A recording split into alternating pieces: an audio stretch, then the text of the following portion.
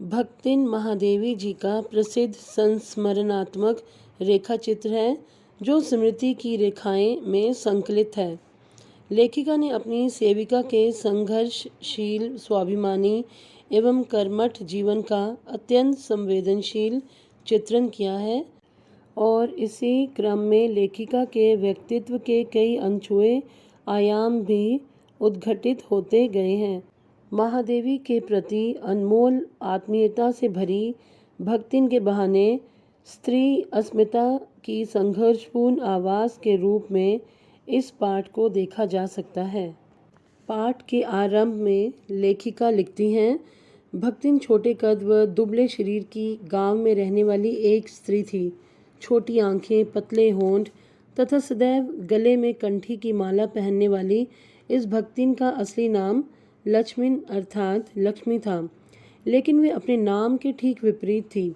इसलिए उसने लेखिका को भी अपना नाम प्रयोग में लाने के लिए मना कर दिया था। संभवतः उसकी कंठी माला को देखकर ही लेखिका ने उसका नाम भक्तिन रखा होगा। झुंसी गांव में एक प्रसिद्ध योद्धा की लड़की लक्ष्मी का पालन पोषण उसकी सौतेली माँ ने किया था। उसकी शादी 5 वर्ष की आयु में तथा गोना 9 वर्ष की आयु में ही हंडिया गांव के एक संपन्न गोपालक के छोटे पुत्र के साथ करा दिया गया था। विमाता को ये डर हमेशा सताता रहता था कि लक्ष्मी के पिता की सारी जायदाद उसके नाम ही न कर दें। इसलिए लक्ष्मी के पिता जब गंभीर रूप से बीमार पड़े तो उसकी सूचना लक्ष्मी को नहीं दी गई।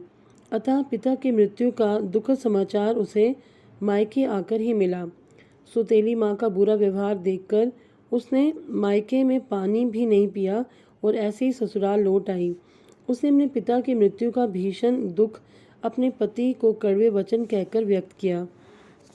ससुराल में भी भक्तिन को अब तक की भांति दुख ही मिला। सास के 3 कमाने वाले बेटे थे। लक्ष्मी सबसे छोटे बेटे की पत्नी होने के कारण अपनी बेटियों सहित घर का सारा काम करती थी और जिठानियाँ अपने पुत्रों के साथ मौज मस्ती से उस घर में रहती थी। लक्ष्मी की 3 बेटियां थीं। बड़ी बेटी के विवाह के उपरांत ही भक्तिन के पति का देहांत हो गया था। अपनी संपत्ति को सुरक्षित रखने के लिए उसने अपनी बेटियों का विवाह कम उम्र में ही कर दिया। जायदाद के लिए उसके परिवार में लड़ाई झगड़ा चलता ही रहता था। इसलिए उसने अपने बड़े दामाद को घर जमाई बना लिया। लेकिन भक्तिन का दुर्भाग्य जैसे उसके साथ साथ चलता हो, क्योंकि शीघ्र ही उसके बड़े दामाद का भी निधन हो गया और वे फिर दुखों से गिर गई। बड़े जेठ का लड़का भक्तिन की संपत्ति पाने के उद्देश्य से अपने साले से उसकी बड़ी बेटी का विवाह करवाना चाहता है, लेकिन उसकी मंशा को भांपते हुए लड़की ने विवाह करने से मना कर दिया। जेठ के लड़के का साला लक्ष्मी की बड़ी बेटी से शादी करने की जिद में जबरदस्ती घर में घुस गया तो बड़ी लड़की ने उसे अच्छी तरह पीटा। उस युवक ने सभी से झूठ बोला कि इसी लड़की ने मुझे बुलाया था।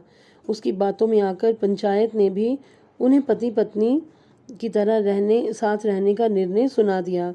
उन्हें दुखी होकर भी पंचायत का निर्णय मानना पड़ा, किंतु अब घर में गरीबी रहने लगी, झगड़ा होने लगा तथा लगान समय पर न चुका पाने के कारण जमींदार ने भक्तिन को दिन भर धूप में खड़े रहने का दंड दिया। इस अपमान और कलंक को भक्तिन सह न सकी और वे कमाने के उद्देश्य से शहर में आ गई। शहर में भक्तिन लेखिका के पास रहकर उसके घर का काम आदि करने लगी। सुबह के समय भक्तिन नहाकर लेखिका की धुली धोती पहनकर 2 मिनट जप करती और सूर्य एवं पीपल को अर्घ्य देती, फिर खाना बनाती। भक्तिन दूसरों को तो अपने जैसा बनाने को तैयार रहती, परंतु स्वयं को बदलने के लिए तैयार नहीं थी। उसने लेखिका को गांव में खाए जाने वाले साधारण भोजन की विशेषताएं बताई।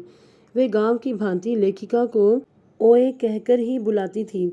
लेखिका जब रुपयों को इधर उधर रख देती थी तब भक्तिन उन्हें इकट्ठा कर मटकी में डाल देती थी और लेखिका के पूछने पर वे शास्त्रार्थ करती हुई कहती कि रुपयों को उसने संभाल कर रख दिया है।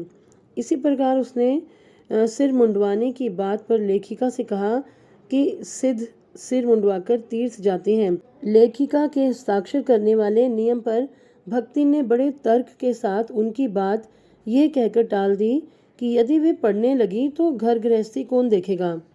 लेखिका के साथ भक्तिन हर समय उपस्थित रहती थी, जिससे लेखिका को जिस किसी भी चीज़ की आवश्यकता हो तो वे उसकी मदद कर सके। भक्तिन लेखिका के लिए भोजन का प्रबंध करती, उसके कपड़े धोती, उसकी पुस्तकों को तरीके से रखती आदि कार्य करती थी। वे लेखिका के साथ बद्रीनाथ व केदारनाथ भी गई थी। भक्तिन की बेटी और दामाद जब उसे बुलाने आए तो वे लेखिका को छोड़ने का मन न बना पाई। लेखिका के सामने भक्तिन ने धन के महत्व को भी कम कर दिया।